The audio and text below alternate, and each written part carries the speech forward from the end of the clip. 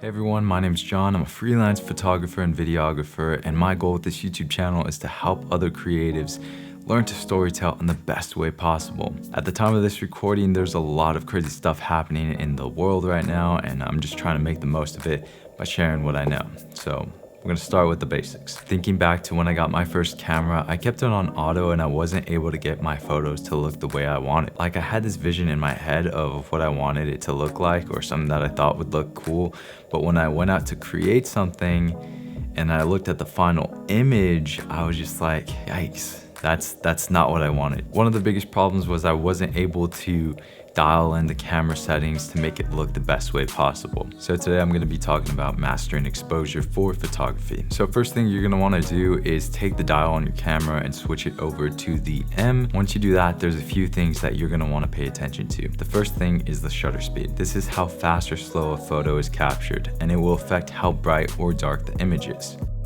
Personally, when I'm shooting stuff like landscapes, I like to slow that shutter speed down to give the image some life and uniqueness. So for example, when I go down to the beach and I use this technique, it gives the water this really cool, milky, cloudy motion effect, which is referred to as motion blur. And when I'm shooting stuff in the city, I'm able to capture the light streaks from the cars to give the photo a special look. The slower the shutter speed, the more motion blur and the brighter the image is. So when we slow down to think about what's going on in the camera, it's capturing everything that's going on, all of the light within the chosen amount of time, and it's compiling it into a single photo. So if you're gonna be shooting something like this, then I highly recommend using a tripod or something to stabilize the camera, because that final image, it will pick up all of those little micro jitters, any movement, and it might make your image not as crispy or not as sharp as you might like. On the flip side, if you find that your image has too much motion blur and you want a sharper image, what you can do is crank that shutter speed up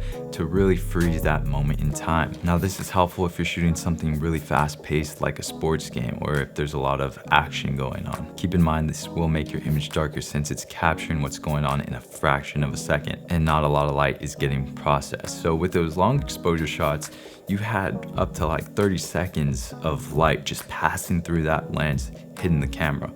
But if you crank that shutter speed up, you're getting a fraction of a second right there. So again, not a lot of light is passing through. So hopefully that makes sense as I'm explaining it. So with the overview covered, it leads to the question of which shutter speed should be used. Generally, your shutter speed is going to be related to the focal length or the lens that you're using. So if you're shooting on a 100mm lens, I wouldn't take my shutter speed lower than 1/100. And depending on your sensor size, you might want to double that bottom number if you want a sharp image without the blur. I find that with a lot of my action shots, I'm able to freeze the image and keep it sharp with a shutter speed between 1/500 to 1/1000 or something faster than that. And if it's a bright sunny day, it's a great condition to crank up that shutter speed to compensate for how bright it is. Really, finding the right shutter speed is all about whether or not your subject is moving and if you want sharpness rather than motion blur. Hopefully by now all that makes sense, and there's a lot more about shutter speed and different techniques that we could talk about, but again,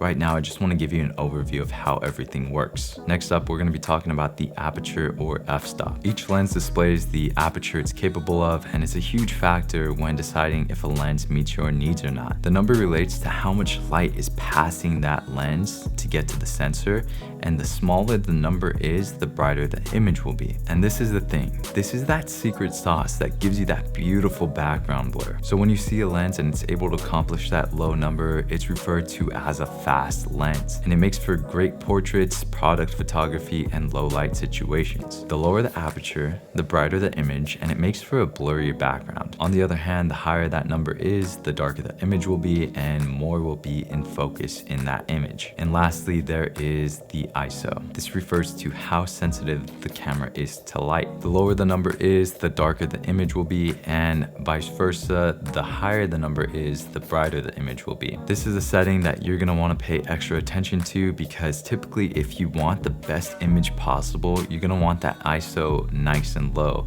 And by pushing that number too far, you'll start to see noise and other artifacts that affects your image, and it looks messy. Not good, no bueno. I would avoid that if possible. Next, I'm gonna go ahead and display some of my previous photos and some of their settings so you have an example of what to use in different scenarios. Now, these aren't the best settings for each scenario, but it's what worked for me to get the image that was in my head.